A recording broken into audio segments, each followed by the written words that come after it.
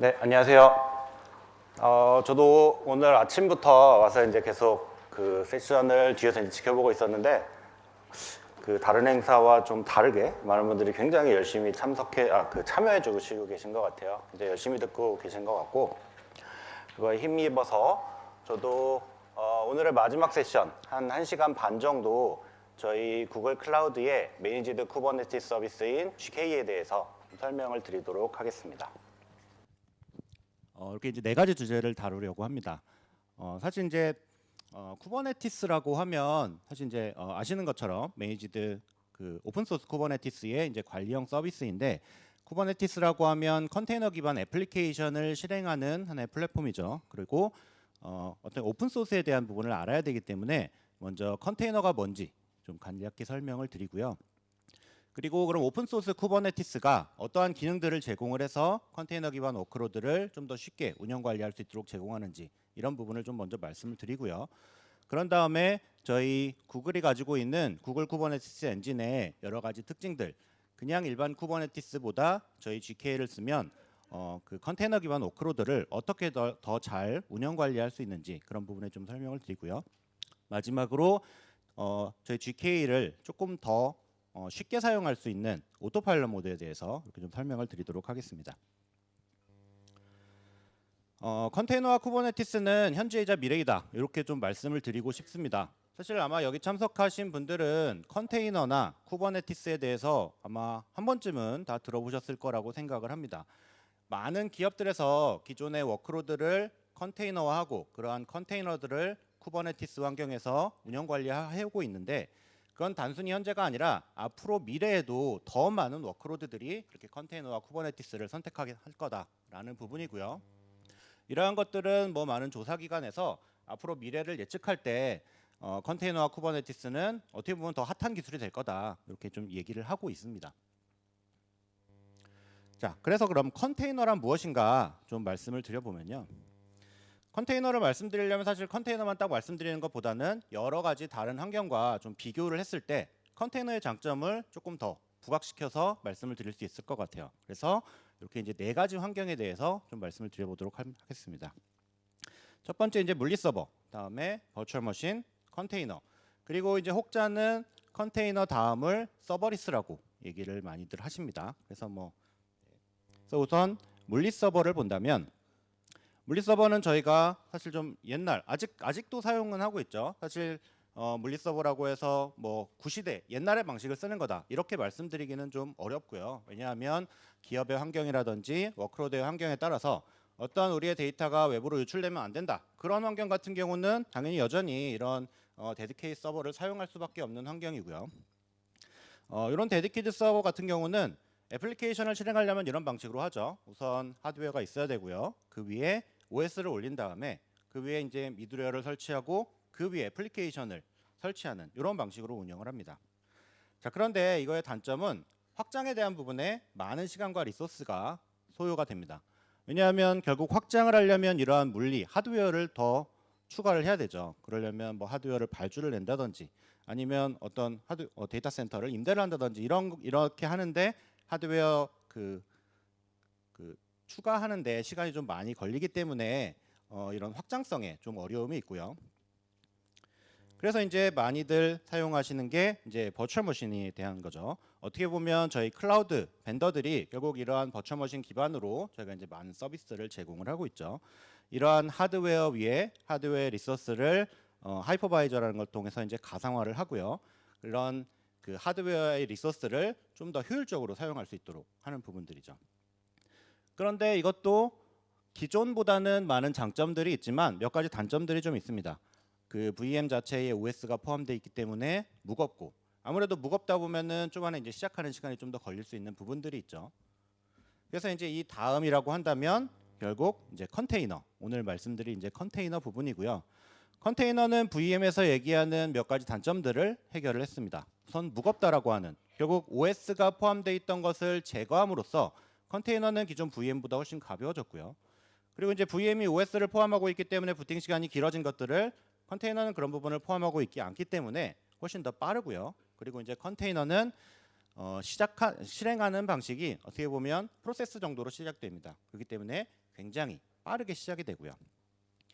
그리고 컨테이너는 컨테이너 런타임에서 동작을 하기 때문에 이식성이 굉장히 좋습니다. 어느 환경, 뭐 제 노트북이라든지 아니면 뭐 서버라든지 뭐 데스크탑이라든지 어느 환경에서든지 컨테이너 런타임만 있게 되면 동일하게 실행함을 보장을 하기 때문에 이식성이 굉장히 좋고요.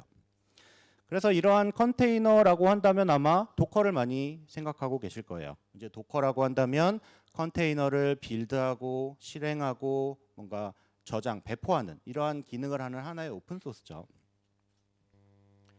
그리고 컨테이너 같은 경우는 하나의 컨테이너 런타임 위에 여러 개의 컨테이너를 시작을 할 수 있습니다. 그래서 만약 데디케이티드 서버라면 하나의 물리 서버에 여러 개의 컨테이너를 실행할 수 있고요.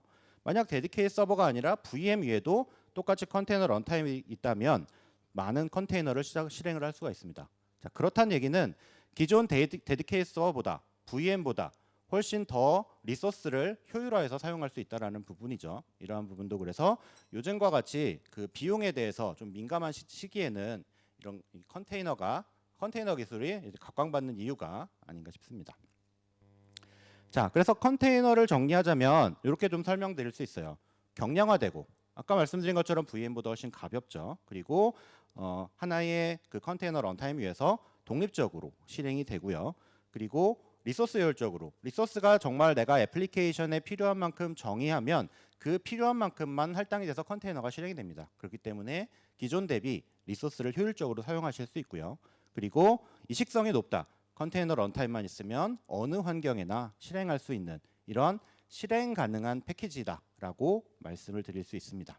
자, 컨테이너의 특징을 몇 가지를 보면 앞서 말씀드린 것과 좀 중복되는 내용이긴 한데 첫 번째로 컨테이너 런타임이 있으면 어디든지 실행된다라는 거, 그리고 실행 속도가 빠르다는 거, 그리고 이제 리소스를 효율적으로 사용할 수 있다라는 것은 결국 비용과 이제 밀접한 관련이 있죠. 리소스를 효율적으로 사용하면 비용 절감에 더 많은 장점을 누릴 수가 있고요.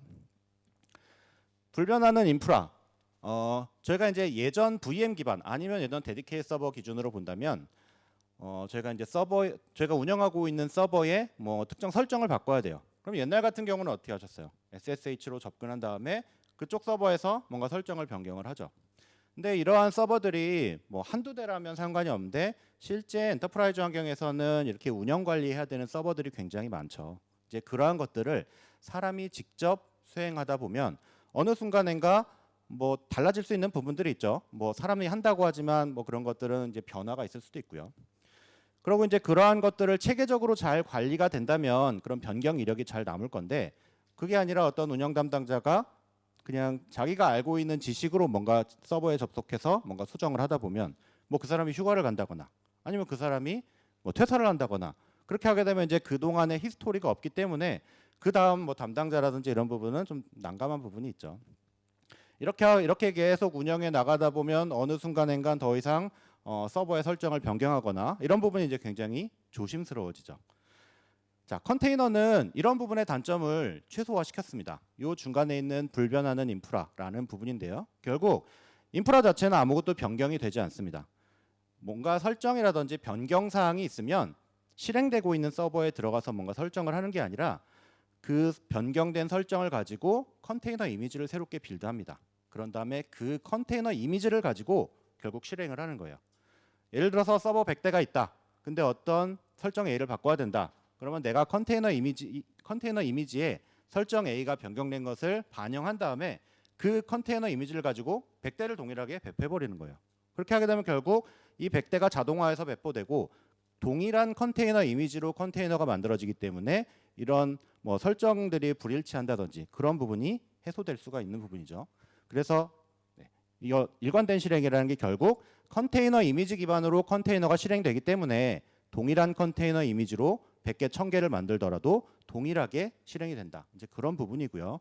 그래서 결국 컨테이너를 사용한다라는 것은 이런 운영 관점에서 그리고 비용 관점에서 굉장히 많은 장점을 가져가고 있다라고 말씀을 드릴 수 있습니다. 자, 그러면 결국은 이제 여기 모이신 분들이 엔지니어실 테니까 그러면 제가 막 컨테이너의 장점을 말씀드렸는데 그러면 컨테이너는 어떻게 생성하나요? 네, 이 부분들이 이제 궁금하시겠죠. 결국 이제 개발자분들이 소스 코드를 개발을 하십니다. 컨테이너 같은 경우는 프로그래밍 언어에 제약이 없습니다. 어떠한 언어로 작성하셔도 상관이 없고요. 그렇게 이제 개발자분들이 만드신 코드와 이 컨테이너 이미지를 만들려면 도커 파일이라는 컨테이너 이미지를 만들기 위한 이런 설정 파일이 필요로 합니다. 물론 이런 도커 파일이 없어도 최근에는 뭐 빌드팩이라는 오픈 소스를 통해서 자동으로 이렇게 이제 컨테이너 이미지를 만드는 방식이 있긴 한데 일반적으로는 저런 도커 파일이라는 것을 추가로 정의해서 컨테이너를 만들게 됩니다. 저 도커 파일에는 아까 말씀드린 그런 애플리케이션, 미드웨어를 포함한 그런 것들이 어떻게 배치되고 저 빌드된 소스 코드가 어떻게 적용되고 뭐 이러한 설정들이 들어가 있는 하나의 설정 파일이라고 보시면 되고요. 그래서 소스 코드와 도커 파일이 있으면 아까 말씀드린 오픈 소스 도커를 통해서 컨테이너 이미지를 빌드를 할 수 있습니다. 자, 그럼 퀵 데모로 한번 확인을 해보겠습니다. 저희 클라우드 콘솔에서 우선 두 가지 코드를 올려놨습니다. 자바스크립트로 간단한 코드를 올려놨고요. 그래서 얘 같은 경우는 로컬호스트로 포트 80 포트를 오픈을 하고 요청을 받으면 저기 헬로 월드라는 응답을 주도록 이제 간단한 소스 코드고요. 밑에 같은 경우는 저 소스 코드를 컨테이너 이미지로 만들기 위한 간단한 도커 설정 파일이 있었습니다.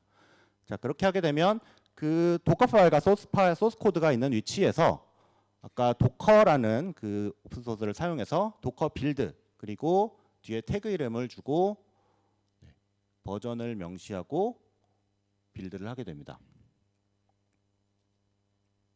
이렇게 하게 되면 지금 제 로컬 머신, 이 작업하고 있는 머신에 컨테이너 이미지가 생성됐다고 보시면 되고요. 저기 보시면 도커 이미지 하게 되면 이제 도커 컨테이너 이미지가 보이게 되죠. 그런 다음에 저 컨테이너 이미지는 아까 제가 도커가 세 가지 작업을 한다고 말씀드렸죠. 빌드, 실행, 그리고 어떤 컨테이너 이미지에 대한 공유. 그래서 보시면 도커 파일만을 저 도커만을 가지고 컨테이너 이미지가 있으면 로컬에서 저 컨테이너 이미지를 저렇게 실행을 할 수가 있습니다. 그래서 포트 포워딩을 해서 지금 해당 머신에서 로컬에 빌드한 컨테이너 이미지를 가지고 컨테이너를 이렇게 실행을 하게 되면 그래서 컬러 로컬호스트를 때려보면 아까 헬로 GK, 헬로 월드였나요?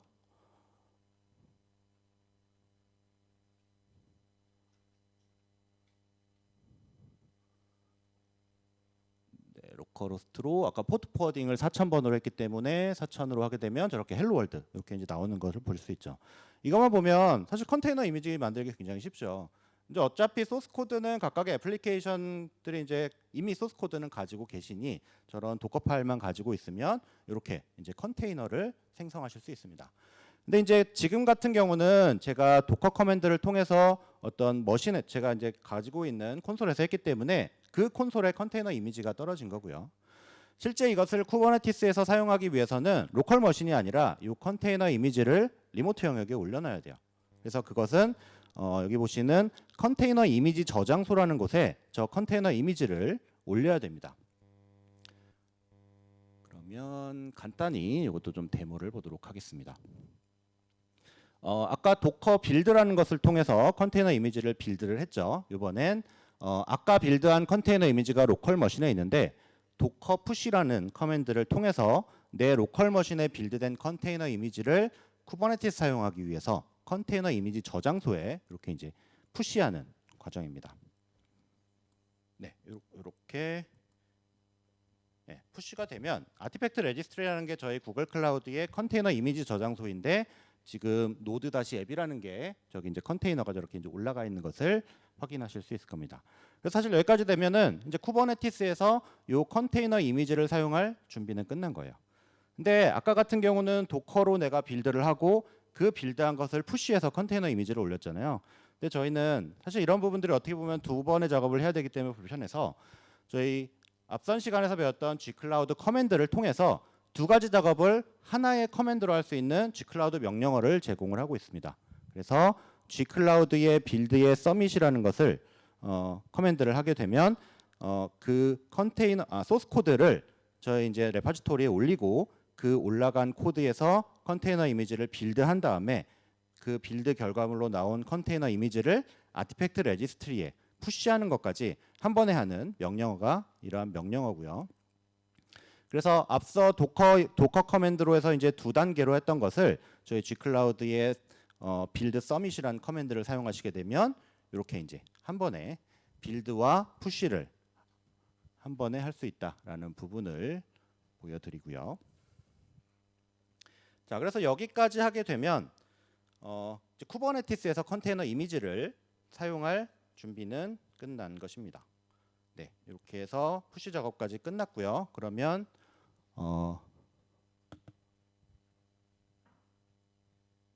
네, 가장 마지막에 노드 앱 바이 G클라우드라고 한 컨테이너 이미지가 이렇게 이제 레지스트리에 올라간 것을 확인하실 수 있습니다. 자, 그러면 컨테이너를 만들어서 이제 올렸으면 이제 쿠버네티스에서 이거를 사용해야 되는데 그 전에 저희 쿠버네티스에 대해서 좀 간략히 소개해드리도록 하겠습니다. 자, 아까 말씀드린 것처럼 결국 노드에서 컨테이너 런타임이 있다면 아까 보신 것처럼 그냥 도커만 있어도 컨테이너를 실행하는 것은 가능은 했죠. 그러면 이게 노드라고 한다면 하나의 노드에 도커를 통해서 여러 컨테이너들을 실행하는 것은 가능합니다. 그러면 생각하시겠죠. 쿠버네티스가 왜 필요하지? 그냥 도커만 있어도 되는 건데. 근데 보시면 실제 엔터프라이즈 환경에서는 뭐 노드 하나 아니면 컨테이너 하나 이렇게 띄우지 않잖아요. 굉장히 많은 노드가 있고요. 굉장히 많은 애플리케이션들을 실제 사용하고 계시죠. 자, 그러면 이러한 것들에 대해서 이렇게 많은 노드들이 있는데 저런 컨테이너를 이 많은 노드 중에 어디에다가 어떻게 배포를 해야 되는지. 만약 이 특정 노드에서 컨테이너가 실행되고 있는데 이 노드가 내려갔어요. 그러면 어떻게 해결할지. 아니면 특정 컨테이너가 특정 컨테이너들에 대한 배포라든지 아니면 실제 도커에 대한 뭐 버전 업그레이드라든지 이러한 다양한 것들이 있는데 사실 이 기준이라면 운영자가 하나하나 노드에 들어가서 다 작업을 하셔야 돼요. 그러면 쿠버네티스를 쓰더라도 예전보다 좋아지는 게 아무것도 없는 거죠. 자, 그렇다 보니 뿐만 아니라 사실 뭐 배포로 다 끝나는 게 아니죠. 뭐 예를 들자면 애플리케이션에서 어떤 스토리지를 사용해야 된다. 그러면 뭐 스토리지를 마운트한다든지 아니면 컨테이너 간의 네트워크 통신을 설정한다든지 아니면 뭐 특정 애플리케이션의 컨테이너에 문제가 생겼을 때 그 컨테이너를 어떻게 복구해야 될지 이러한 다양한 것들이 결국 애플리케이션의 운영 배포의 과제로 남아 있습니다. 자, 그러면 이런 애플리케이션을 컨테이너화 했지만 결국 이러한 것을 안정적으로 관리하는 건 이제 굉장히 어려운 부분이죠. 그러면 이걸 어떻게 해야 될까? 결국은 해답은 지금 설명드리는 쿠버네티스죠. 자, 쿠버네티스는 컨테이너 기반 워크로드를 관리하기 위한 컨테이너 오케스트레이션 서비스라고 얘기를 하고 있고요. 사실 쿠버네티스 말고도 컨테이너 오케스트레이션은 여러 가지가 있습니다. 그런데 이제 거의 쿠버네티스가 뭐 디팩토 표준이다라고 말씀을 드릴 수 있고요. 쿠버네티스 아키텍처는 크게 두 가지 영역으로 구성이 되어 있습니다. 하나는 컨트롤 플레인, 그리고 하나는 노드. 이렇게 이제 크게 두 가지 영역으로 구성이 되어 있고요. 컨트롤 플레인 같은 경우는 전체 쿠버네티스 클러스터를 모든 관리하는 영역이라고 보시면 됩니다. 그래서 만약 애플리케이션 컨테이너를 실행해줘라고 하면 컨트롤 플레인이 그 애플리케이션을 어느 노드에 그 배포를 할지 뭐 이런 것을 정한다든지 아니면 특정 애플리케이션에 문제가 생겼을 때 그 애플리케이션을 뭐 다시 실행한다든지 결국 쿠버네티스가 제공하는 대부분의 기능들은 저 컨트롤 플레인을 통해 제공된다라고 보시면 되고요. 이 노드 영역은 내가 컨테이너를 실행하려면 결국 컨테이너가 실행돼야 될 리소스 공간이 있어야 되잖아요. 그래서 컨테이너들은 요 노드 영역에 이렇게 배치된다고 보시면 됩니다. 그리고 내가 그러면 쿠버네티스 클러스터에 뭔가 요청, 예를 들자면 애플리케이션을 배포해줘, 아니면 뭐 어떤 설정을 해줘, 이러한 것들 결국 유저와 쿠버네티스 간의 커뮤니케이션을 하려면 어떤 커뮤니케이션 통로가 있어야 되겠죠. 그러한 것들은 컨트롤 플레인의 쿠베 API 서버를 통하는데 유저 입장에서는 쿠버네티스에서 제공하는 kubectl이라는 커맨드를 통해서 이러한 모든 작업들을 수행을 하고 있습니다. 예를 들자면 앞선 세션에서 했던 것처럼 저희 구글 클라우드에서 G클라우드라는 커맨드를 제공을 하고 있죠. 그와 마찬가지라고 보시면 돼요. 쿠버네티스 같은 경우는 kubectl이라는 커맨드를 제공하고 있고 그 커맨드를 통해서 쿠버네티스에서 제공하는 모든 뭐 액션들을 수행을 할 수가 있게 됩니다. 자, 모든 쿠버네티스 클러스터는 보시는 것과 같이 컨트롤 플레인과 노드로 구성이 되어 있어요. 그러면 이제 저희가 이제 뒤쪽에서 GK를 설명을 드릴 건데 뭐 GK도 동일합니다. 컨트롤 플레인과 노드로 구성이 되어 있고요. 다만 GK 같은 경우는 매니지드 쿠버네티스이기 때문에 컨트롤 플레인 영역은 저희 구글이 직접 관리하는 영역입니다. 그렇기 때문에 사용자분들에게는 블랙박스고요.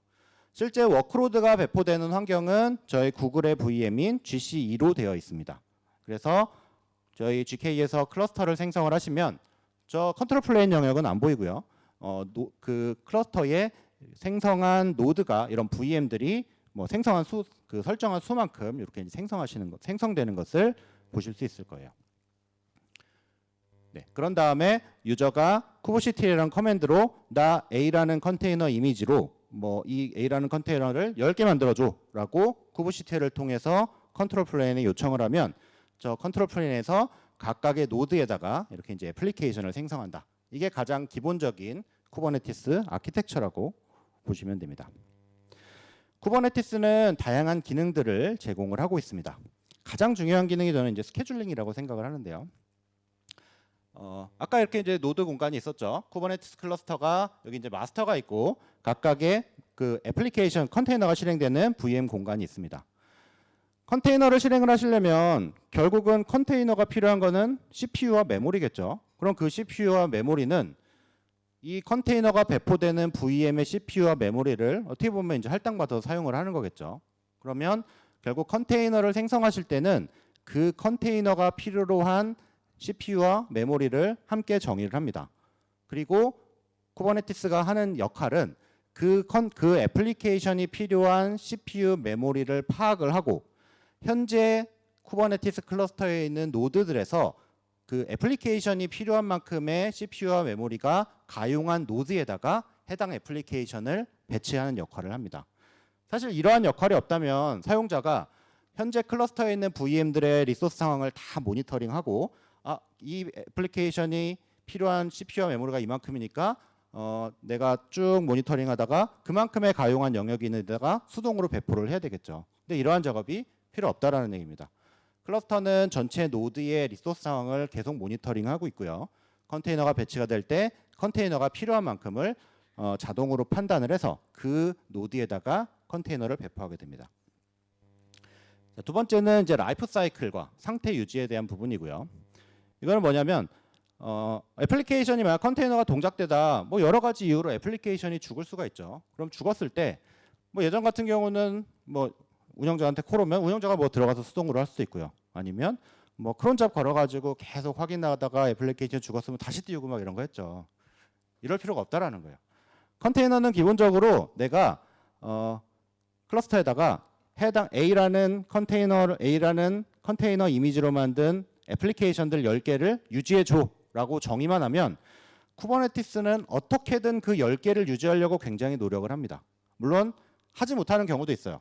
뭐 컨테이너를 10개를 하려고 했는데 뭐 노드 공간이 부족한다든지 뭐 이러면 못하겠죠. 그렇지 않고서는 노드 공간이 충분히 가용하다면 해당 애플리케이션을 정의한 수만큼 유지하도록 계속 노력을 합니다. 그렇다는 얘기는 만약 현재 상태에서 저 파란색 컨테이너가 죽었어요. 그럼 자동으로 얘가 나는 저 컨테이너를 하나 띄우고 있어야 되는데 제가 죽었구나. 그러면 해당 노드든 아니면 다른 노드든 그 컨테이너를 다시 재시작시킵니다.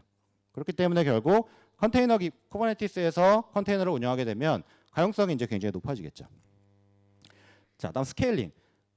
이제 오토 스케일링에 대한 부분인데 뭐 오토 스케일링은 일반적으로 이렇게 하죠. 어떤 뭐 스레시홀드를 정해놓고 그 스레시홀드보다 넘게 되면 자동으로 뭐 스케일 아웃을 한다든지 스케일 인을 한다든지 이런 작업들을 하는 거죠.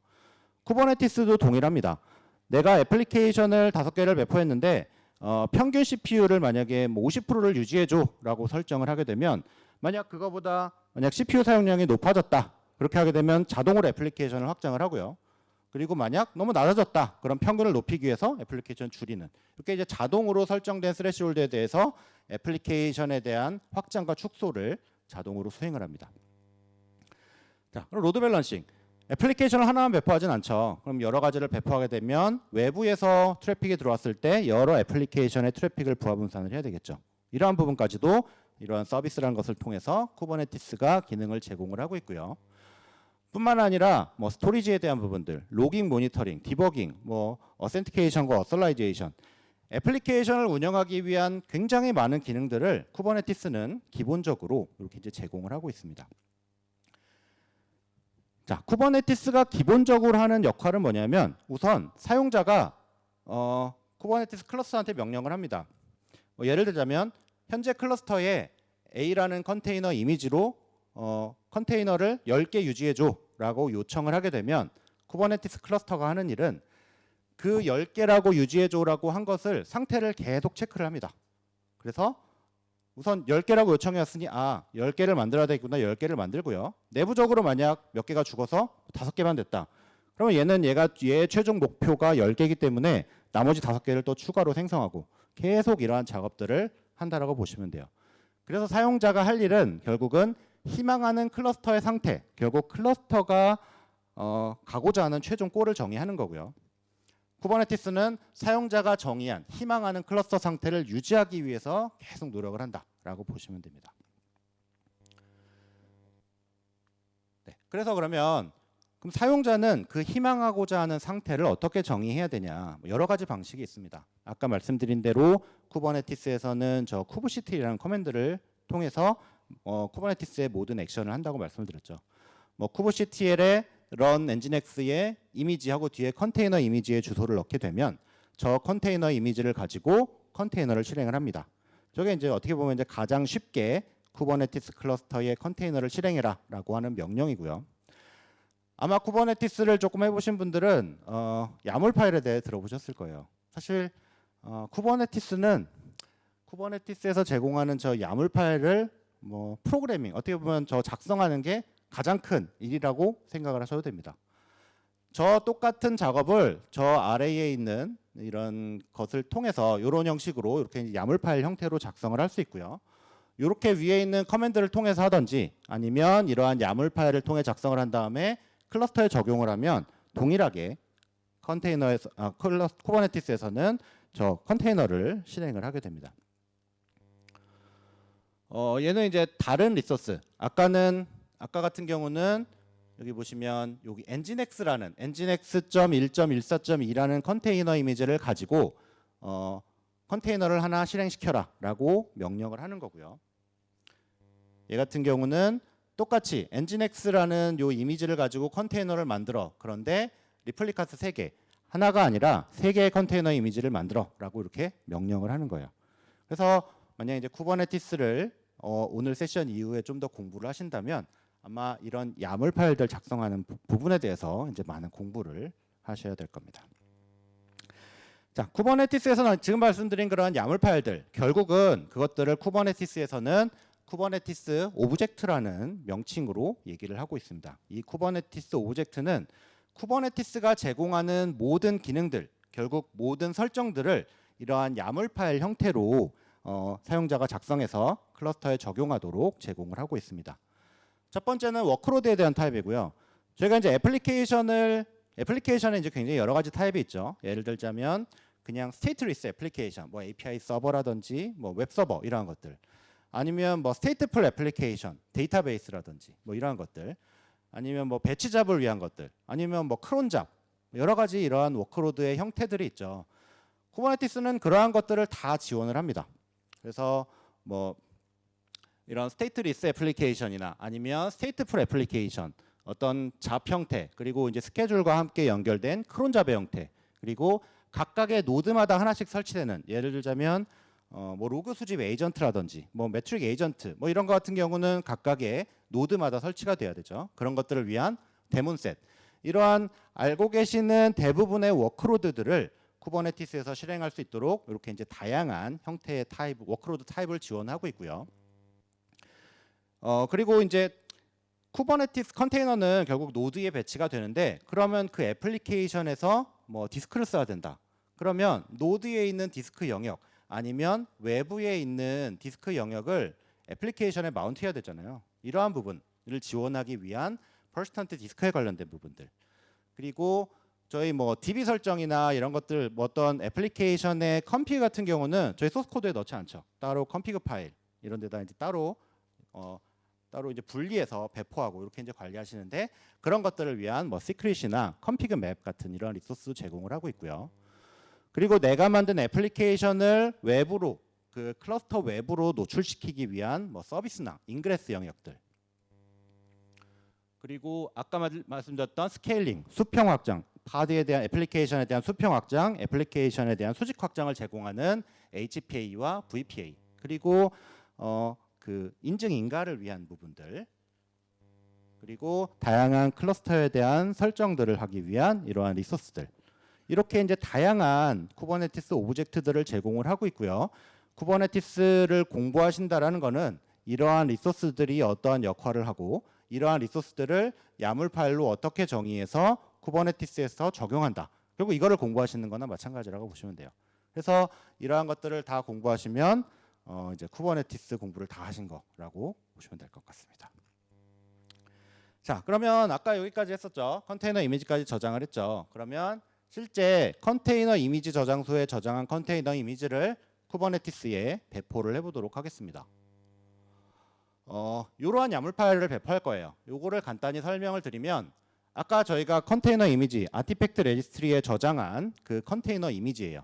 이거를 컨테이너를 만드는데 클러스터에 요거를 3개를 만들어라 라는 부분이고요. 그런 다음에 요 만든 서비스를 외부로 노출시킬 건데 80 포트로 노출시켜라.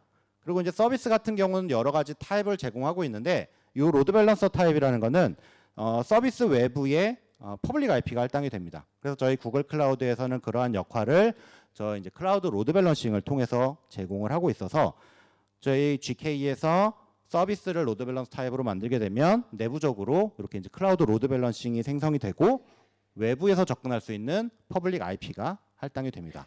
그래서 이 내용을 생성된 쿠버네티스 클러스터에 적용을 해볼게요.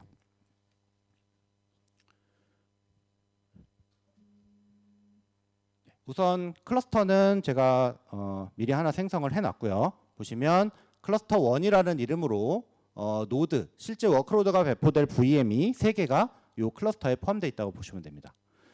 그러면 kubectl get pod 하게 되면 아까 뭐 그 쿠버네티스 오브젝트들이 현재 이 클러스터에 적용되어 있는 게 있는지를 확인하는 커맨드라고 보시면 돼요. 지금 아무것도 없죠. 요 같은 경우는 이제 클러스터를 만들면 기본적으로 생성된 서비스라고 보시면 되고요.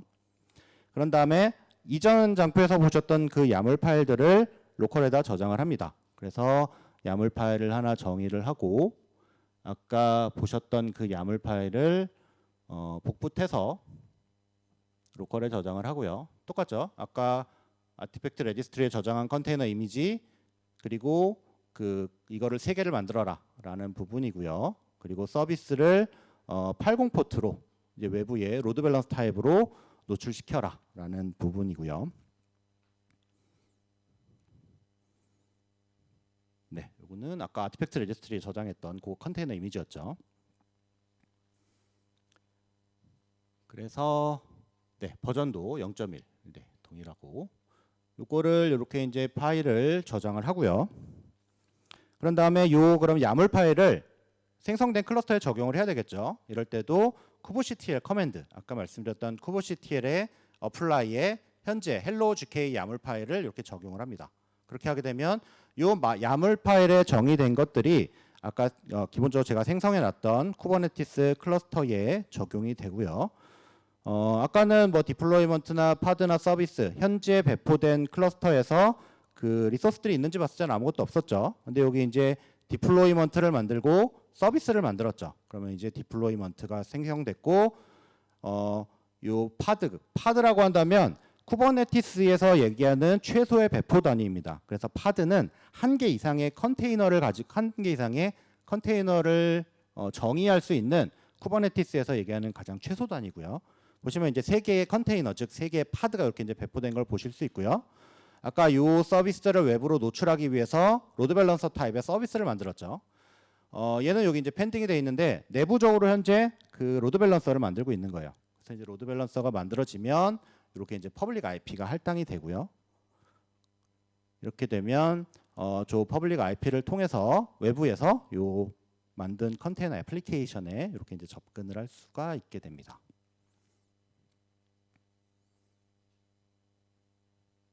네, 이렇게 아까 그 로컬에서 했던 거랑 다 똑같은 거죠. 자, 그래서 처음 같은 경우는 내 로컬 머신에 빌드한 컨테이너 이미지를 가고 도커 런에서 그냥 로컬에서 띄웠다면, 지금 같은 경우는 컨테이너 이미지를 리모트에 있는 컨테이너 이미지 저장소에 저장해 놓고 쿠버네티스 클러스터에서 그 컨테이너 이미지를 시작한 다음에 원격에서 이제 붙어서 테스트한 거라고 보시면 됩니다. 자, 여기까지 해서 사실 쿠버네티스에 대해서 말씀을 드렸고요. 제가 쿠버네티스에 대한 얘기만 하자면 사실 일주일을 해도 시간이 부족할 정도입니다. 쿠버네티스의 영역이 이제 굉장히 많고요. 책 한 권을 사서 보시더라도 웬만한 프로그래밍 언어 책 한 권 정도는 될 거예요. 근데 사실 그 모든 걸 알 필요는 없죠. 그냥 워크로드를 배포하기 위한 가장 간단한 것들만 알면 되기 때문에 오늘은 정말 단순한 워크로드를 배포하고 어떻게 익스포즈하는 것 정도만 이렇게 이제 말씀을 드렸고요. 자, 그러면 앞서 말씀드린 컨테이너와 쿠버네티스를 그 기반으로 저희 구글이 제공하고 있는 구글의 매니지드 쿠버네티스인 GK에 대해서 좀 소개를 드리도록 하겠습니다. 자, 쿠버네티스는 오픈 소스죠. 오픈 소스다 보니까 사실 그냥 받아다가 가지고 계신 서버 장비가 있으면 서버에 설치해서 하시면 돼요. 앞서 말씀드린 것처럼 쿠버네티스 자체는 굉장히 많은 기능들을 제공하고 있기 때문에 그렇게만 하셔도 쿠버네티스가 제공하고 있는 많은 기능들은 그냥 사용하실 수 있습니다. 그런데 이제 구글링을 해보시면 이런 내용들이 굉장히 쉽게 나와요. 쿠버네티스는 어렵다. 어렵다라는 게 쿠버네티스라는 것을 설치하고 운영하고 관리하고 결국 쿠버네티스에 우리의 워크로드가 올라가고 있기 때문에 어떤 확장에 대한 부분이라든지 아니면 쿠버네티스의 버전 업그레이드라든지 이러한 부분들이 사실 쉽지는 않습니다. 그렇다 보니까 많은 분들이 쿠버네티스의 좋은 기능들은 쓰고 싶고 그런데 쿠버네티스는 어렵고 하다 보니까 이런 관리형 쿠버네티스를 많이들 선택을 하고 계십니다. 이렇게 하게 되면 뭐 이런 운영적인 부분들, 클러스터 자체를 운영하는 부분에 대해서는 이제 많은 관련 쿠버네티스들이 제공을 하고 있고 유저는 어떻게 보면 정말 워크로드를 배치하는 부분에 이렇게 좀 집중해서 할 수 있기 때문에 좀 더 비즈니스 로직에 좀 더 그 포커스를 맞출 수 있죠. 저희 구글뿐만이 아니라 많은 업체들에서 이러한 관련 쿠버네티스 서비스를 제공을 하고 있습니다. 자, 근데 그러면 쿠버네티스 관련 쿠버네티스가 단순히 오픈 소스를 가져다가 그거를 운영 관리만 해드리면 될 것이냐에 대해서 본다면 그건 아니죠. 네. 좀 더 많은 기능들을 제공해드리면 아무래도 좋겠죠. 그럼 여기서 잠깐 쿠버네티스에 대해서 몇 가지 좀 정리를 하고 좀 넘어가도록 하겠습니다. 많이들 알고 계시는데 아직 모르시는 분들이 좀 계신 것 같아서 이 내용을 좀 넣어봤습니다. 자, 쿠버네티스는 저희 구글이 개발을 한 오픈 소스입니다. 근데 이게 어느 날 갑자기 저희가 오픈 소스를 해야지 해서 딱 만든 게 아니라 사실 쿠버네티스의 원조는 저희 구글 내부의 클러스터 관리 시스템인 이 보그라는 것으로부터 쿠버네티스가 탄생되게 되었습니다. 아까 말씀드린 것처럼 알고 계시는 구글의 많은 서비스들은 컨테이너화된 워크로드로 실행이 되고 있고요. 뭐 쿠버네티스가 나오기 15년 전부터 그러한 경험을 해왔기 때문에 그러한 경험을 기반으로 쿠버네티스가 만들어졌다. 그리고 구글에서는 현재에도 일주일에 4빌리언 개의 컨테이너가 계속 생성이 되고 있다고 합니다. 왜냐하면 사용하고 계시는 뭐 많은 구글의 서비스들이 컨테이너로 운영이 되고 있기 때문이죠. 자, 그리고 쿠버네티스는 여전히 오픈 소스입니다. 그렇다면 이 오픈 소스 저희가 이제 매니지드 쿠버네티스를 제공을 하고 있지만 결국 매니지드 쿠버네티스의 기반은 오픈 소스 쿠버네티스예요. 이건 저희뿐만이 아니라 타 벤더 다른 매니지드 쿠버네티스도 다 동일합니다. 그렇다면 이런 오픈 소스에 대한 부분이 어떻게 보면은 매니지드 쿠버네티스의 미래를 결정하는 굉장히 중요한 부분이겠죠. 저희 구글은 오픈 소스 쿠버네티스의 가장 큰 컨트리뷰터로 남아 있습니다.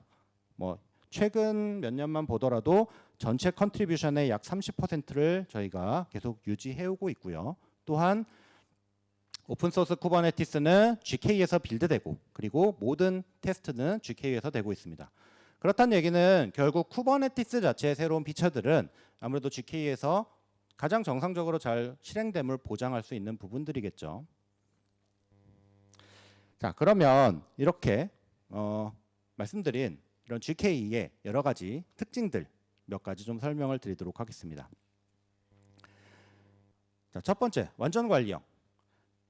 이제 뒤쪽에서 좀 소개드릴 부분이 저희 GK의 오토파일럿이라는 부분인데 기존 GK를 조금 더 쉽게 사용할 수 있도록 새롭게 출시된 기능입니다. 여기 자세한 거는 뒤쪽에서 더 설명을 드리도록 할게요.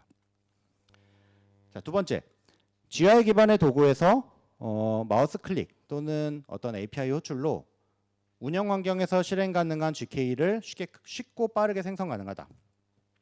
아까 얘기한 거 결국 용이하다, 결국 쉽다는 얘기죠. 이것도 GK 클러스터를 쉽고 빠르게 생성한다. 결국 완전 관리라는 거는 아까 말씀드린 것처럼 쿠버네티스를 직접 DIY로 운영 관리하셔도 되는데 굳이 매니지드로 사용하시려면 쉽게 제공을 해야 되겠죠.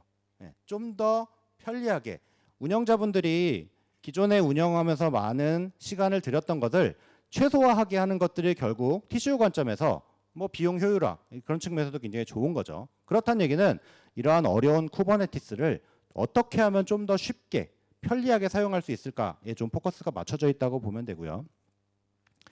저희는 요 클러스터 결국은 쿠버네티스에서 가장 첫 단계는 클러스터를 생성하는 것인데 클러스터 생성이 그냥 클릭 몇 번만 하면 바로 클러스터가 생성이 됩니다. 뭐 아까 컨트롤 플레인, 노드 뭐 이렇게 나눠져 있는데 뭐 뷰를 전환해 가면서 어떤 다른 메뉴를 들어가면서 여러 번에 걸쳐서 뭘 만드는 게 아니라 여기서 이제 클러스터 이름 정하고 리전 정하고 네트워크 설정 뭐 이런 것들을 다 설정하지 않아도 기본적으로 크리에이트 누르면 바로 그냥 GK 클러스터가 생성이 돼요. 굉장히 쉽게 클러스터를 관리할 수 있다라는 부분이고요. 그리고 클러스터가 생성되고 나면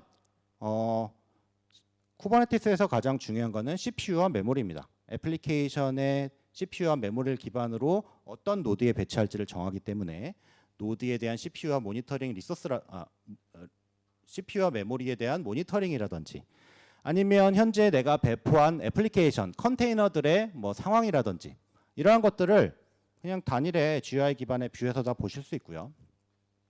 아까 쿠브CT라는 커맨드로 쿠버네티스의 모든 작업들을 다 가능하다고 말씀드렸죠. 그런 것들은 대신 커맨드 창에서 직접 명령을 하셔야 되잖아요. 근데 이러한 것들을 저희는 GUI 기반으로 다 제공을 하고 있습니다. 뭐 오토 스케일이라든지 뭐 익스포즈, 롤링 업데이트 이러한 기능들을 다 저렇게 이제 마우스 클릭으로만 해도 결국은 내부적으로 야물 파일을 만들고 쿠브CTL을 통해 하는 거와 이제 동일한 효과를 나타낸다고 보시면 되고요. 만약 내가 조금 더 쿠버네티스에 대한 쿠버네티스 엑스퍼트다. 그러면 이제 야물 파일을 핸들링 하셔야 되겠죠. 그러한 것도 아까처럼 그 콘솔에서 하시면 되겠지만 조금 더 쉽게 GUI에서 이렇게 이제 설정하시면 아무래도 훨씬 더 편리하겠죠. 이러한 부분까지 결국 쿠브CT라는 커맨드를 통해서 다 하실 수 있지만 이렇게 이제 GUI 기반으로 많은 기능들을 제공을 하고 있기 때문에 훨씬 더 편하게 클러스터를 운영 관리하실 수 있다라는 부분이고요. 자동 업그레이드. 쿠버네티스에서 얘기하는 보안의 가장 첫 번째는 쿠버네티스를 최신 버전으로 유지하라입니다. 왜냐하면 쿠버네티스는 전체 워크로드를 관리하고 있는 플랫폼이죠. 그렇다 보니까 보안에 굉장히 민감하고요. 특히 컨테이너 같은 경우는 어떻게 보면 노드의 커널을 쉐어해서 사용하기 때문에 어떤 하나의 잘못된 컨테이너로 인해서 노드가 뚫리게 되면 그런 영향이 좀 커질 수가 있어요. 그렇기 때문에 보안에 대해서 쿠버네티스가 굉장히 많이 신경을 쓰고 있습니다. 그리고 쿠버네티스의 보안 패치는 뭐 세네 달에 한 번씩 나올 정도고요. 근데 만약 오픈소스를 그냥 사용하고 계세요. 그러면 우리 워크로드가 다 이 쿠버네티스 위에서 돌아가고 있는데 그냥 세네 달에 한 번씩 전체 쿠버네티스를 업그레이드 하기가 쉬울까요? 굉장히 어렵겠죠. 이거 업그레이드 하다가 만약에 우리 워크로드에 영향이 있으면 어떻게? 이런 걱정들이 많이 되시기 때문에 사실 그대로 유지하실 거예요. 이제 그렇게 하게 되면 점점 보안과는 멀어지는 부분이죠. 자, 그래서 저희는 이런 부분에 신경을 써서 자동 업그레이드 기능을 제공을 합니다. 세 가지 채널을 제공을 하고 있고요. 클러스터를 만들 때 나는 뭐 레귤러 채널을 등록을 했다. 그럼 레귤러 채널에 저희가 신규 쿠버네티스가 나올 때마다 계속 그 꽂히는 버전으로 자동으로 클러스터를 업그레이드를 해드립니다. 근데 이 클러스터를 업그레이드 할 때 워크로드를 막 내리고 이렇게 하면 당연히 문제가 되겠죠. 그렇기 때문에 노드 하나씩 롤링 업그레이드를 하고 하나가 아니라 뭐 5개, 10개 이렇게 이제 저희가 이제 설정을 할 수가 있어요. 이제 그런 거를 통해서 현재 동작되고 있는 부분에 영향이 최소화되도록 그런 설정을 통해서 이렇게 이제 자동 업그레이드 기능을 제공을 하고 있고요. 네. 그리고 요즘은 뭐 이제 데브옵스란 것이 이제 워낙 이제 많은 분들이 알고 계시다 보니까 뭐 CI/CD에 대한 부분들 이제 소홀히 할 수가 없죠. 그래서 저희는 뭐 GK 오늘 말씀드린 GK뿐만이 아니라 빌드하는 부분, 그리고 배포하는 부분, 그리고 컨테이너 이미지를 저장하는 아티팩트 레지스트리까지 이런 클라우드 기반의 CI/CD 프로덕을 가지고 전체 개발 단계에서 빌드, 배포, 실행, 뒤에 모니터링까지 전체의 이런 파이프라인을 구축해서 사용할 수가 있습니다. 그래서 뭐 저희 구글 클라우드를 사용하시게 되면 저희 구글 클라우드의 프로덕을 가지고 이 전체 파이프라인을 다 쉽게 사용하실 수 있다라는 부분이고요. 자, 그리고 이제 그러면 클러스터에 워크로드를 배치를 했어요. 그래서 이제 배치하고 운영을 하시다 보면 사실 거기서 끝나는 게 아니죠. 이제 배포된 애플리케이션에 대한 로깅과 모니터링 하셔야 되잖아요. 자, 로깅과 모니터링을 한다는 얘기는 결국 로그와 매트릭을 수집을 해와야 돼요. 그럼 수집해 오려면 각각의 노드 아니면 쿠버네티스 클러스터에 그런 에이전트가 뭔가 설치가 돼야 되겠죠. 그러면 설치가 되면 설치된 애들이 수집한 로그 어느 위치에서 어떤 걸 수집해서 이걸 어디로 저장해야 되는지 뭔가 이런 설정들이 필요해야 될 거예요. 근데 저희 GK 같은 경우는 그런 부분이 아무것도 필요가 없습니다. 그냥 클러스터를 생성하실 때 알아서 이런 에이전트라든지 뭐 설정문이 다 기본적으로 돼 있기 때문에 그냥 클러스터 딱 생성하시고 워크로드 배포하시고 저희 구글 클라우드의 로깅 모니터링 도구인 오퍼레이션 수트로 이렇게 이제 들어오시면 애플리케이션에서 발생하고 있는 매트릭 정보, 모니터링 정보라든지 로그 정보가 이렇게 이제 보입니다. 클러스터를 생성하시고요. 여기서 모니터링 이렇게 이제 대시보드를 들어가시면 GK 같은 경우는 이렇게 기본적으로 대시보드가 만들어져요. 네. 그러면 아까 CPU와 메모리가 이제 굉장히 중요하다고 말씀을 드렸죠. 노드, 파드, 컨테이너까지 이런 CPU와 메모리를 볼 수 있고요. 그리고 하나의 컨테이너를 찍고 들어가면 컨테이너의 CPU 사용량, 메모리 사용량이라든지 아니면 컨테이너에서 발생하고 있는 로그 데이터라든지 이런 것들을 이렇게 이제 보실 수 있어요. 뿐만 아니라 그냥 자동으로 수집되는 게 아니라 내가 기본으로 수집되는 매트릭을 가지고 추가적인 대시보드를 만들고 싶다라고 하면 이런 대시보드 화면도 가능하고요. 어떤 수집된 로그에 대해서 뭐 좀 더 이제 쿼리를 써가지고 뭔가 더 깊은 분석을 하고 싶다라고 하면 이제 그런 것들도 가능하고요. 그리고 이제 장표에는 없는데 이제 쿠버네티스를 사용하시는 분들은 저희가 이제 프로메테우스라는 오픈 소스를 모니터링 도구로 이제 많이 사용하십니다. 이제 프로메테우스와 그라파나 이렇게 이제 하나의 세트로 많이 사용하시는데 저희 같은 경우는 그 프로메테우스를 매니지드 버전으로 작년에 출시를 했습니다. 그래서 구글 클라우드를 사용하시게 되면 그 프로메테우스를 매니지드로 사용하실 수 있고요. 사실 이것도 똑같아요. 오픈 소스 쓰면 되지. 이지만 오픈 소스 프로메테우스의 치명적인 단점이 하나가 있습니다. 어떤 이제 가용성과 확장성에 대한 부분인데 그렇기 때문에 이제 프로메테우스를 좀 큰 규모의 워크로드에 대해서 모니터링을 할 때는 타노스라는 오픈 소스와 이게 함께 사용을 하세요. 근데 어려운 거죠. 진짜 우리가 워크로드에 필요해서 하는 것도 아니고 모니터링 도구인데 프로메테우스도 알아야지, 타노스도 알아야 되지, 이런 것도 구축해야 되지 어렵잖아요. 그렇다 보니까 그런 거 다 신경 안 쓰셔도 되게 매니지드 버전으로 프로메테우스가 나왔다라고 보시면 될 것 같고요. 또 하나의 장점은 프로메테우스로 통해서 수집된 매트릭 정보를 저희 구글 클라우드 모니터링에서 똑같이 프롬퀘리라는 프로메테우스에서 제공하는 쿼리 언어로 그 질의를 해서 모니터링 데이터를 확인하실 수 있고요. 그 프로메테우스에 수집된 데이터들도 이렇게 이제 커스텀 모니터링 대시보드를 통해서 이런 여러 차트들을 만들 수가 있습니다. 자, 보안 관련된 부분. 이제 보안 되게 중요하다고 말씀드렸죠.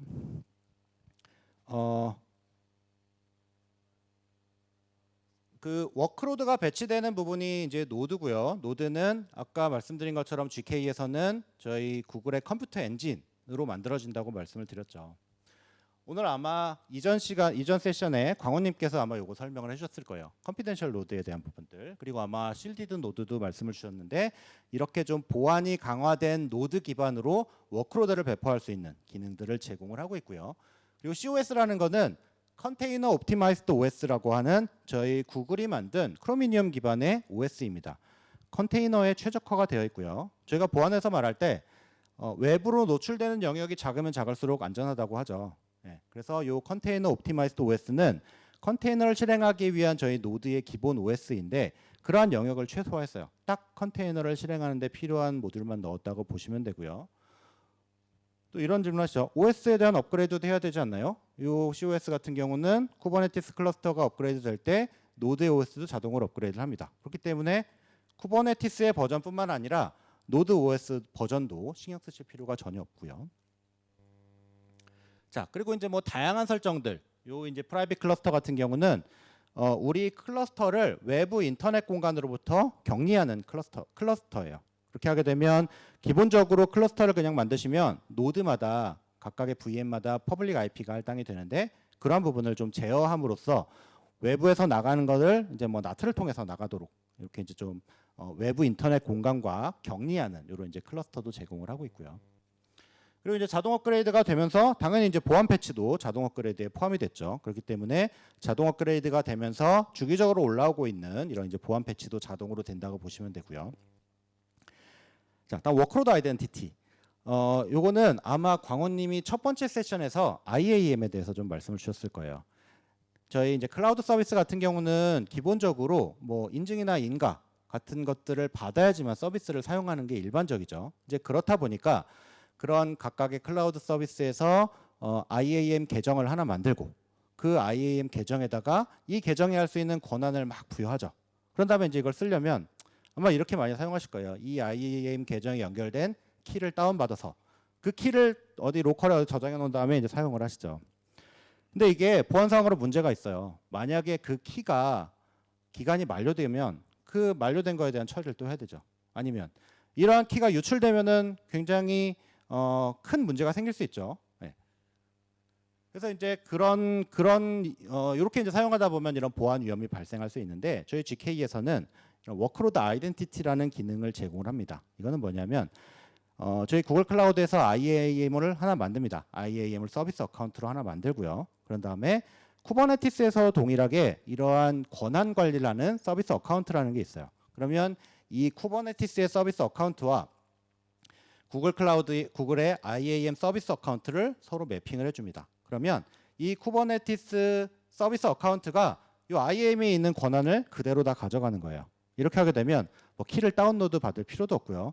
뭔가 권한을 추가해 주려면 원래 구글의 IAM에다가 권한을 넣게 되면 이 그 쿠버네티스 SA 권한을 가지고 있는 애플리케이션이 얘가 그 구글의 IAM 권한을 모두 다 사용할 수 있는 거예요. 굉장히 기존 대비 보안을 강화한 설정이라고 말씀을 드릴 수 있고요. 네. 그리고 마지막은 시큐리티 포스처 대시보드.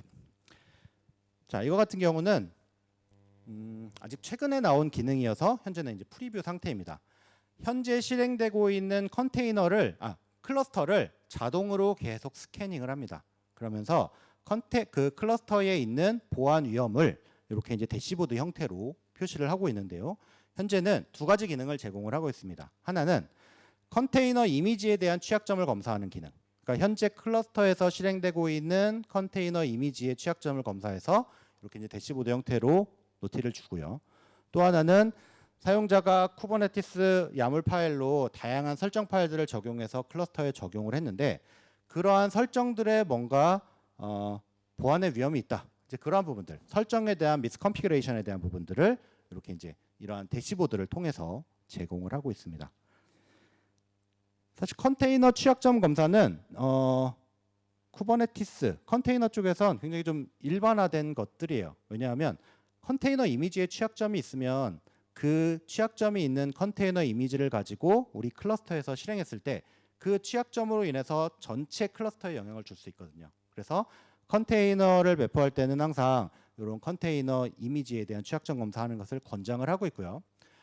물론 이렇게 배포하고 나서 이러한 시큐리티 포스처 대시보드라는 기능으로도 제공하고 있지만 저희가 앞서서 말씀드렸던 저희 구글 클라우드의 컨테이너 이미지 저장소인 아티팩트 레지스트리에서는 컨테이너를 저장할 때마다 자동적으로 컨테이너 이미지에 대한 취약점 검사를 하고 있습니다.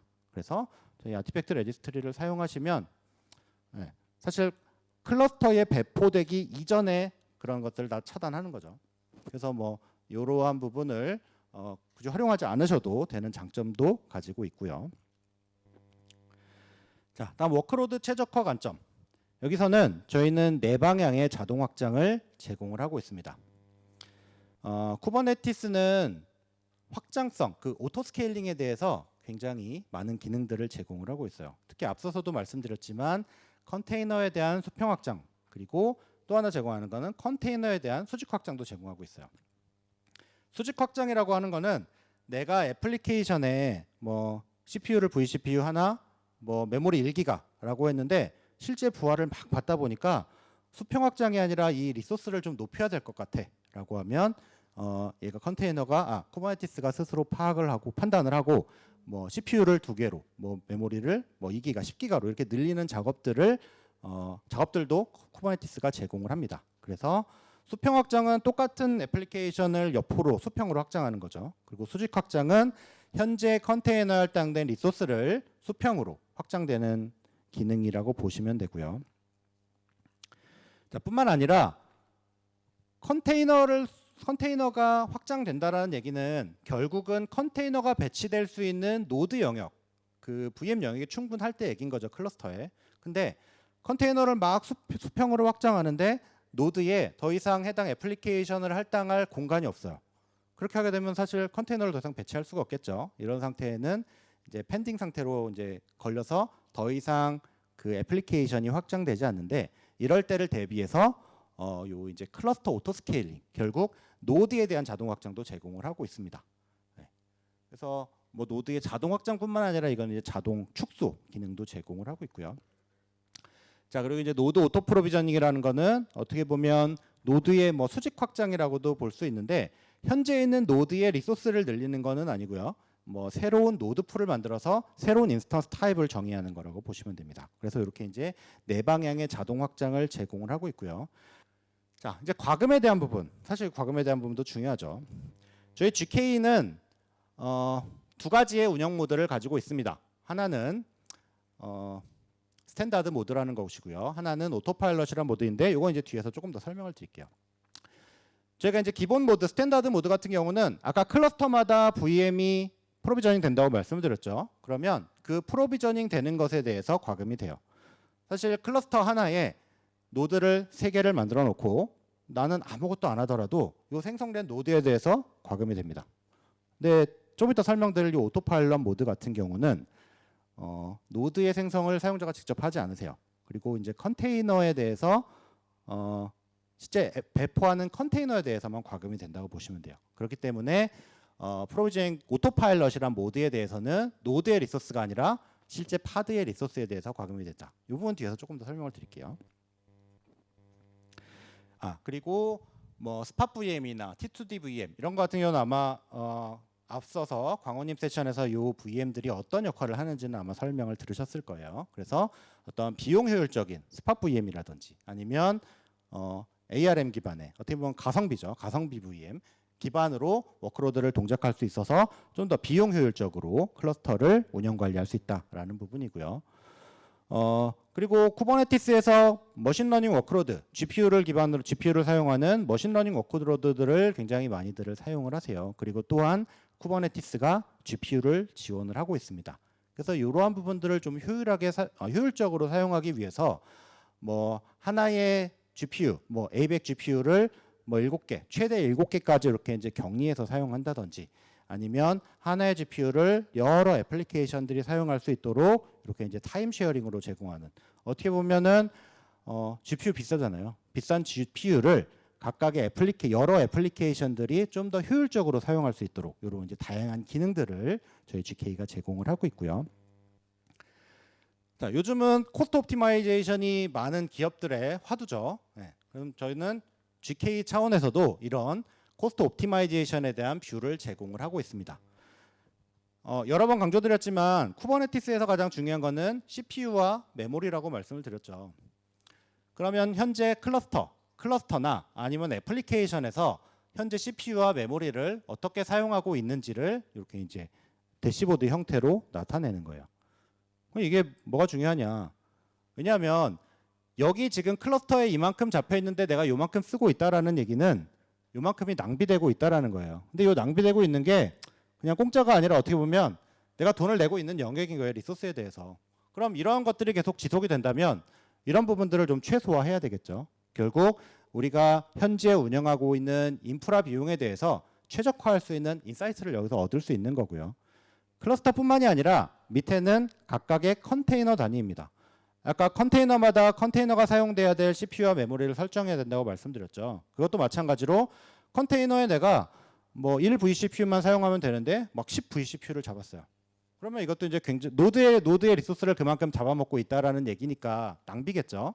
그러면 이제 그렇게 컨테이너에 대한 리소스도 이렇게 이제 조절을 하는 게 아무래도 이제 리소스를 효율적으로 사용하는 거고, 그게 결국 비용의 효율화와 관련이 있는 부분이겠죠. 그래서 저희는 GK는 이제 어떻게 보면 이제 기능적으로 이제 굉장히 안정화가 됐어요. 그렇기 때문에 작년부터는 이런 이제 코스트 옵티마이제이션에 대한 기능들이 계속 이렇게 이제 나오고 있습니다.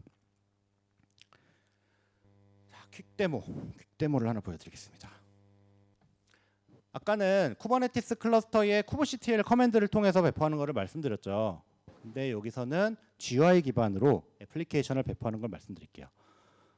아까 컨테이너 이미지를 조 이미지 패스에다가 집어넣고요. 그냥 샘플 이미지입니다. 그런 다음에 컨티뉴 누르고, 네, 그 아까 디플로이먼트 그 쿠버네티스 오브젝트의 이름을 넣고요. 네, 그런 다음에 현재 만들어진 클러스터 1에다가 저 컨테이너 이미지를 배포하고, 여기는 외부로 노출하기 위해서 네, 서비스라는 개념, 아까 로드 밸런서 생성하는 거를 이렇게 이제 GUI로 생성을 합니다. 그러면 아까는 야물 파일을 쭉 만들고 야물 파일을 로컬에 조정한 다음에 kubectl 어플라이를 통해서 이 야물 파일을 적용해서 쿠버네티스의 최종 상태를 정의했다면, 지금은 그냥 컨테이너 이미지 주소만 갖고 있으면 클릭 하게 되면 네, 이렇게 이제 디플로이먼트가 생성이 되고요. 네, 그 디플로이먼트 하면서 CPU나 메모리나 디스크 이런 것들 모니터링이 가능하고, 이렇게 이제 보시면 세 개가 이렇게 이제 아까 클라우드 온보드란 그 디플로이먼트로 배포된 것을 보실 수 있죠. 그리고 이러한 서비스가 생성이 되고, 네, 이렇게 이제 배포되는 것. 결국 이러한 것들이 이렇게 이제 GUI 기반으로 편하게 운영 관리할 수 있다라는 부분이고요. 또 하나 보여드릴 것은 저 메뉴바를 열면 액션에서 다양한 기능들을 제공을 하고 있죠. 뭐 스케일링이라든지 스케일. 지금은 노드가 3개인데 노드를 뭐 5개로 늘려볼게요. 노드가 아니라 파드가 아까 컨테이너가 3개였는데 지금 파드를 5개로 늘려볼게요. 네, 벌써 실행이 됐어요. 애플리케이션 어떻게 보면 3개였던 애플리케이션을 5개로 늘리는데 그냥 클릭하고 오니까 벌써 5개가 떠 있는 거예요. 컨테이너가 이렇게 빨리 뜬다라는 부분이고요. 그래서 저렇게 이제 커맨드를 통해서 할 수도 있고, 나는 뭐 쿠버네티스 잘해, 난 야물 파일 만질 거야라고 한다면 여기 이제 야물 에디터 들어가서 사실 야물이 복잡하죠. 이 야물 파일 여기가 아니라 저 리플리카스가 5였는데 저거를 이제 3으로 하고 세이브 하게 되면 결국 또 똑같은 효과를 얻는 거예요. 그래서 뭐 이제 쿠버네티스 주니어부터 쿠버네티스 엑스퍼트까지 결국 GUI 기반으로 다 하실 수 있다라는 부분이고요.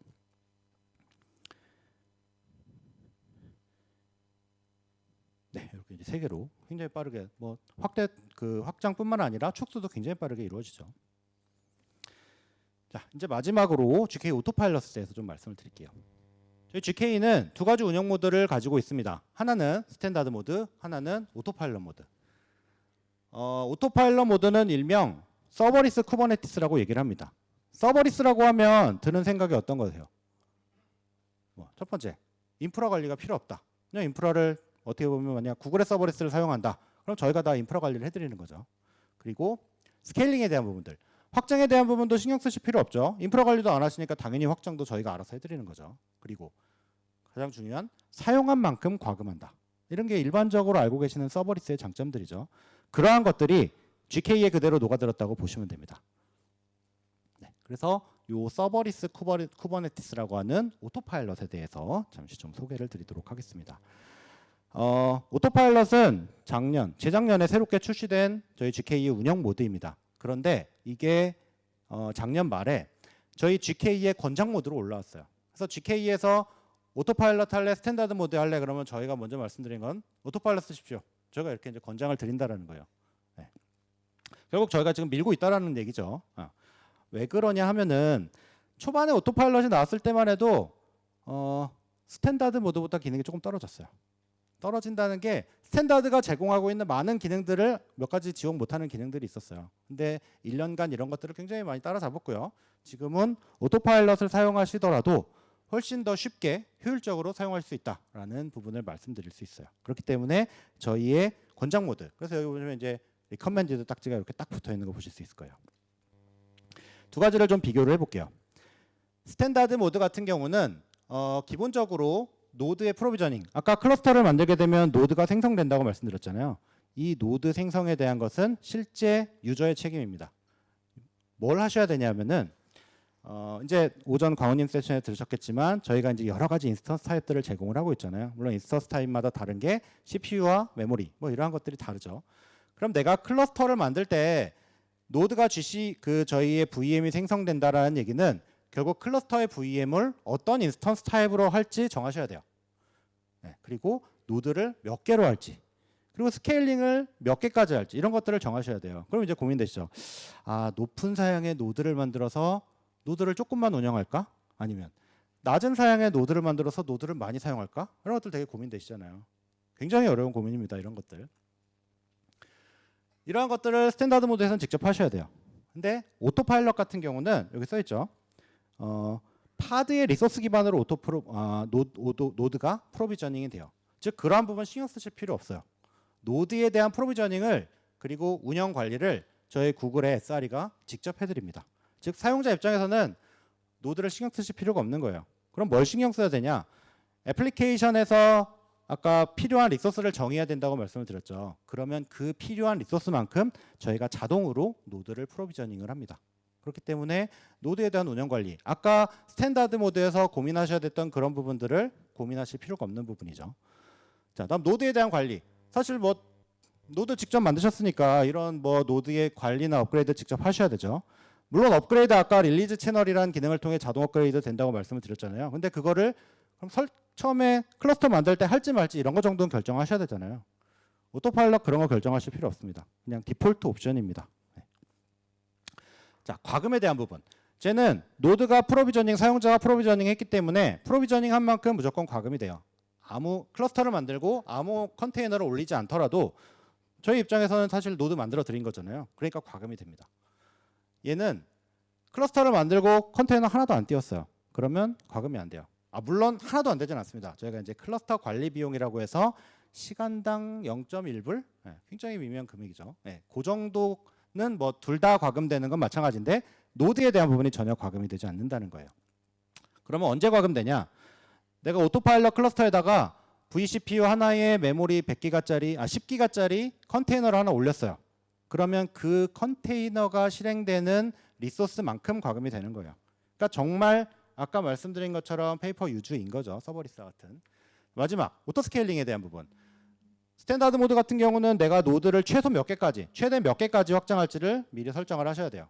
얘는 노드 저희가 직접 해드리니까 그런 거 신경 쓰실 필요 없는 부분이죠. 그래서 이렇게 이제 차이가 있다라는 부분이고요. 네, 그래서 차이를 보면 여기가 이제 컨트롤 플레인이고 얘가 실제 워크로드가 생성되는 노드 영역입니다. 스탠다드 모드 같은 경우는 컨트롤 플레인 같은 경우는 저희 구글이 프로비저닝하고 관리하고 운영하는 영역인데 노드는 사용자가 직접 프로비저닝하고 운영하고 관리하셔야 돼요. 그에 반면에 오토파일럿은 컨트롤 플레인과 노드가 다 이제 구글이 프로비저닝하고 운영 관리하는 부분이죠. 사용자는 애플리케이션, 컨테이너, 파드에 대해서만 신경 쓰면 된다라는 부분이고요. 생성하는 부분도 이제 굉장히 차이가 있습니다. 오토파일럿은 우선 얘가 이제 스탠다드 모드 클러스터 생성하는 방법, 얘가 오토파일럿 클러스터 생성하는 화면이에요. 이렇게 두 개를 보면 스탠다드 모드 같은 경우는 이러한 다양한 설정들을 정의를 하셔야 돼요. 얘는 없죠. 그냥 네트워킹 이런 거 아무것도 설정 안 하고 크리에이트 만드시면 그냥 클러스터가 생성이 돼요. 그럼 얘는 아무것도 안 하고 요 크리에이트 만들면 생성이 안 되냐? 됩니다. 무슨 차이가 있냐 하면 오토파일럿은 저희가 GK가 굉장히 많은 기능들을 제공을 하고 있어요. 앞서 말씀드린 쿠버네티스가 제공하는 기능에다가 저희가 컨테이너 기반의 운영 경험이 굉장히 많다 보니까 컨테이너 운영하는데 이러한 기능들이 있으면 좋겠어 하는 기능들을 계속 GK에 넣고 있어요. 그러다 보니까 GK 기능들이 굉장히 많아졌어요. 그러다 보니까 이러한 많은 설정들을 해야 되는데 스탠다드 모드 같은 경우는 그러한 설정들을 사용자가 직접 하셔야 돼요. 물론 GK의 전문가라면 각각의 기능들이 뭘 하는지를 알면 뭐 어려운 게 아니라 최적화된 클러스터를 만들게 되면 더 좋을 수도 있죠. 전문가 입장에서는. 근데 오토파일럿은 저희가 그 많은 기능 중에 프로덕션 환경에는 이 정도 기능은 꼭 있어야 돼 하는 거는 기본적으로 다 그 프리디파인이 돼 있어요. 그래서 똑같이 아무 설정도 안 하고 크리에이트를 누르면 스탠다드는 그냥 기본 설정으로 클러스터가 생성된다. 오토파일럿은 프로덕션 환경에 최적화된 설정으로 클러스터가 생성된다. 이런 차이가 있다고 보시면 됩니다. 네. 그래서 요게 이제 그 차이예요. 스탠다드는 정말 기본 옵션으로, 오토파일럿은 아무것도 안 해도 뭐 이제 자동 업그레이드라든지 아니면 뭐 이런 스케일링에 대한 설정이라든지 뭐 이러한 그 노드 DNS 캐시라든지 이런 최적화된 옵션들이 기본적으로 설정된다라는 부분이고요. 오토파일럿의 특징을 몇 가지 말씀드리면 지금 방금 말씀드린 프로덕션 환경에 최적화된 설정으로 클러스터가 생성이 됩니다. 뭐처럼? 쿠버네티스, GK의 전문가가 한 것처럼 그냥 간편하게 만들어도 이런 최적화된 설정이 된다라는 거고요. 그래서 저희 GK가 말하고 있는 베스트 프랙티스 설정들이 오토파일럿의 기본으로 적용이 돼 있다라고 말씀을 드릴 수 있습니다. 그리고 또 하나는 GK의 많은 기능들을 다 공부하고 만드시면 정말 베스트죠. 근데 바쁘시잖아요. 그 바쁘신 시간에 사실 비즈니스 로직 개발하셔야지 이런 클러스터 그냥 인프라에 대한 공부하시고 이렇게 안 하셔도 되잖아요. 결국은 이러한 부분들은 이런 매니저를 쓰시면 좀 맡겨놓고 비즈니스 로직에 더 많은 시간을 들이셔야죠. 자, 그렇다는 얘기는 이러한 GK의 많은 기능들을 학습하기 위한 러닝 커브를 오토파일럿에서는 줄일 수 있다라는 부분이고요. 보안에 대한 부분들. 얘는 노드를 저희가 운영 관리해드리기 때문에 사용자가 노드의 직접적인 액세스를 허용하지 않습니다. 아까도 말씀드렸죠. 외부로 오픈되는 공간이 적으면 적을수록 보안적으로 안전하다. 결국 이제 그거와 같은 개념이라고도 볼 수 있고요. 그리고 자동 업그레이드가 적용되기 때문에 보안 패치 뭐 당연히 되는 것이고요. 그리고 구글이 여러분들의 SRE입니다. 무슨 말이냐? 구글이 그 노드에 대한 모니터링을 직접 하고 있고요. 그리고 뭐 스케일링에 대한 부분도 사실 저희가 자동으로 하고 있기 때문에 이런 부분도 신경 쓰지 않으셔도 되고요.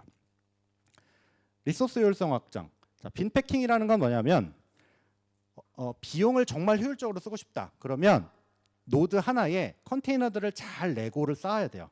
왜냐하면 남는 공간이 없으면 없을수록 그만큼 노드를 효율적으로 사용하는 거죠. 그럼 스탠다드 모드에서 정말 우리가 비용을 효율적으로 사용하려면 컨테이너를 배치할 때 생각을 많이 하고 이렇게 이제 레고를 잘 쌓아서 남는 공간이 최소화되도록 하면은 정말 비용 효율적으로 사용할 수 있겠죠. 근데 그런 것들은 고민해야 될 게 너무 많죠. 고려해야 될 것도 많고. 근데 오토파일럿은 그러실 필요가 없어요. 어차피 그냥 실제 사용하시는 애플리케이션에 대해서만 가금이 되잖아요. 그러니까 이런 빈 패킹 이런 것도 신경 쓰실 필요가 없는 거죠. 정말 쓰시는 만큼만 내는 거니까.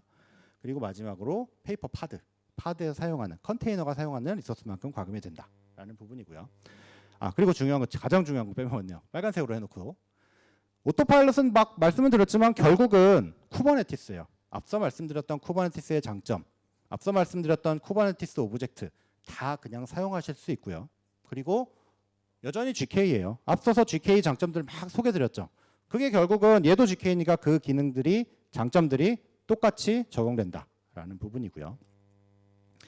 여기 이 부분이네요. 아까 쿠버네티스에서 제공하고 있는 오브젝트들, 워크로드 오브젝트들, 스테이트리스 애플리케이션이나 어떤 DB 같은 스테이트풀 애플리케이션, 그리고 뭐 잡이나 뭐 이제 데몬셋 같은 쿠버네티스에서 제공하는 모든 워크로드 타입을 다 지원하고 있고요. 뿐만 아니라 아까 뭐 ARM 기반의 T2VM 기반, 그리고 뭐 이제 비용 효율화된 스팟 VM, 그리고 이제 하이 메모리, 하이 CPU 타입, 뭐 이러한 다양한 노드 타입을 지원하고 있고요. 요거 하나 말씀드리고 싶어요. 오토파일럿이 처음 출시될 때 GPU 지원을 안 했습니다. 그래서 사실 이 부분이 좀 단점이었어요. 그런데 작년 말에 이게 프리뷰로 풀리고 작년 말에 GA가 됐습니다. 그래서 이제 오토파일럿 클러스터에서도 워크로드, 머신러닝 관련된 워크로드, GPU를 사용하는 머신러닝 워크로드를 배치할 수 있어요.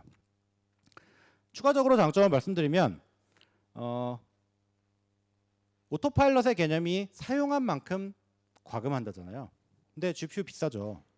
그냥 사용하면 비싼데 스탠다드 모드 같은 경우는 결국 쿠버네티스는 노드에 할당되어 있는 GPU를 사용을 하는 거예요. 그럼 스탠다드 모드 기준으로 본다면 클러스터를 생성할 때 노드마다 GPU를 넣어야 되고요. 근데 만약 GPU를 넣고 내가 GPU 쓰는 애플리케이션을 하나도 배포를 안 했어요. 그렇지만 프로비저닝 된 거니까 당연히 GPU에 대해서는 계속 가금이 되겠죠. 오토파일럿은 쓴 만큼 낸다죠. 내가 GPU를 쓰는 애플리케이션을 배포하고 그러면 이제 과금이 막 시작돼요. 그러다 애플리케이션을 내려요. 그러면 GPU 과금도 딱 끊긴다. 정말 GPU도 마찬가지로 CPU나 메모리 다른 리소스와 마찬가지로 사용한 만큼 과금이 된다라는 부분이에요. 그럼 이제 어떻게 사용하시냐에 따라서 훨씬 더 비용 효율적으로 사용하실 수 있는 부분들이 있죠. 이 부분은 아까 말씀드린 대로 결국 오토파일럿은 GK의 베스트 프랙티스들이 적용됐다고 말씀을 드렸죠. 그래서 아무 설정 없이 그냥 크리에이트를 하더라도 이런 많은 기능들이 오토파일럿엔 기본적으로 설정돼 있다. 그렇다 보니까 아까 말씀드린 것처럼 이러한 세세한 설정들은 사실 오토파일럿보다는 스탠다드 모드에 조금 더 어울리기는 합니다. 네. 그래서 이제 그러한 측면에서 보시면 좋을 것 같고요. 그럼 마지막으로 오늘 한 거에 대해 랩업을 좀 해보도록 하겠습니다. 처음에 오늘 제가 준비한 내용은 그였죠. 컨테이너 말씀드리고 쿠버네티스 말씀드리고 GK에 대해서 이렇게 이제 순서대로 말씀을 드렸죠. 우선 가장 먼저 한 거는 소스 코드와 도커 파일을 가지고 컨테이너 이미지를 빌드를 했습니다. 그럼 컨테이너 이미지를 빌드하고 그 컨테이너에 만든 이미지를 아티팩트 레지스트리라고 하는 저희 컨테이너 이미지 저장소에 저장을 했죠. 근데 이제 두 가지 방식을 제공을 했죠. 도커를 놔가지고 하면 빌드를 하고 푸시를 했어야 되는데 저희 이제 G클라우드 커맨드를 통하면 저 클라우드 빌드를 통해서 단일 패스로 바로 이제 아티팩트 레지스트리 컨테이너 이미지를 저장을 하게 되고요. 그럼 이제 컨테이너 이미지가 가지고 계신 소스 코드를 가지고 빌드해서 컨테이너 이미지를 만드셨으면 실제 그거를 배포하고 실행할 클러스터를 생성을 하셔야 되죠. 클러스터는 저희 구글 클라우드 콘솔의 GUI에서 클릭 몇 번만 하시면 손쉽게 오토파일럿 모드를 생성하실 수 있고요. 좀 더 상세한 설정들을 해가지고 커스텀하게 클러스터를 만들고 싶다 하시면 이제 스탠다드 모드로 클러스터를 생성하시면 되고요. 그렇게 하게 되면 클러스터는 노드 영역은 저희 이제 GC를 사용해서 저희 VM을 사용해서 노드가 만들어지고 이렇게 이제 컨트롤 플레인은 블랙박스 영역으로 고객분들에게는 안 보이지만 실제는 이제 컨트롤 플레인이 만들어져 있는 거라고 보시면 되고요. 그러면 이제 실제 여기 이제 컨테이너 이미지를 배포를 해야 되겠죠. 배포를 하려면 아까 말씀드린 야물 파일을 정의를 해야 되죠. 물론 커맨드 kubectl 가지고 그냥 간단하게 할 수도 있고 아니면 쿠버네티스에서 얘기하고 있는 쿠버네티스 오브젝트들로 이런 야물 파일들을 정의한 다음에 이것들을 올리는 방법도 있고 그게 아니면 정말 GUI에서 제공하는 이러한 간단한 메뉴들로 통해서 GUI 기반으로 모든 작업을 하실 수 있는 방법들도 있고요. 이렇게 하게 되면 실제 빌드된 이 소스 코드가 여기 쿠버네티스 클러스터에서 실행이 되겠죠. 자, 그러면 이제 뭘 해야 되냐? 네, 운영을 해야죠. 그러면 저희 쿠버네티스 GK 같은 경우는 로깅과 모니터링이 추가적인 에이전트 설치나 설정 없이 자동으로 로그와 모니터링이 수집이 되고 저희 모니터링의 대시보드가 생성이 되기 때문에 쉽게 로깅과 모니터링을 하실 수 있다라는 부분이고요. 결국 그래서 오늘 1번, 2번, 3번, 4번 패스에 대해서 좀 말씀을 드렸고요. 네. 그리고 오늘 말씀드린 것에 대해서 이제 더 궁금하시다면 사실 이제 컨테이너 같은 경우는 더 많은 개념이 있어요. 쿠버네티스에 대한 더 많은 개념들이 있는데 이런 것들은 이제 저희 구글 클라우드에서 제공하는 페이지에서 컨테이너의 장점들이나 이런 부분들을 좀 더 보실 수 있고요. 저희 쿠버네티스 엔진 저희 구글 클라우드 페이지 들어가시면 굉장히 많은 내용들이 있습니다. 그리고 이제 거기를 잘 보시면 베스트 프랙티스도 굉장히 잘 돼 있어요. 네. 말씀드린 것처럼 저희 GK는 굉장히 성숙도가 높은 서비스예요. 네. 아까 말씀드린 것처럼 이제 서비스한 지가 좀 오래됐죠. 그러다 보니까 그냥 단순 기능의 소개뿐만이 아니라 클러스터를 어떻게 운영하면 어떻게 설정하면 좋을지에 대한 베스트 프랙티스 문서들이 굉장히 잘 돼 있습니다. 그래서 이제 혹시 시간이 되신다면 그런 부분 한번 보시면 클러스터를 조금 더 잘 유지 보수, 운영 관리할 수 있는 그런 인사이트를 얻으실 수 있을 거고요. 그리고 오토파일럿에 대한 부분도 이렇게 이제 링크를 달아두었고요. 자, 그래서 오늘 제가 준비한 부분은 여기까지고요. 사실 오늘 어떻게 보면 하루 종일 이렇게 이제 교육받고 이런 시간이 굉장히 힘든 시간인데 오늘 참석해주신 분들은 마지막 세션까지 이렇게 이제 많이 참석을 해주시고 적극적으로 참여해주셔서 너무 감사를 드리고요. 어쨌든 앞선 시간뿐만 아니라 제가 진행했던 시간에서도 많은 정보를 얻어가셨으면 하는 바람입니다. 그러면 네, 여기까지 하도록 하겠습니다. 감사합니다.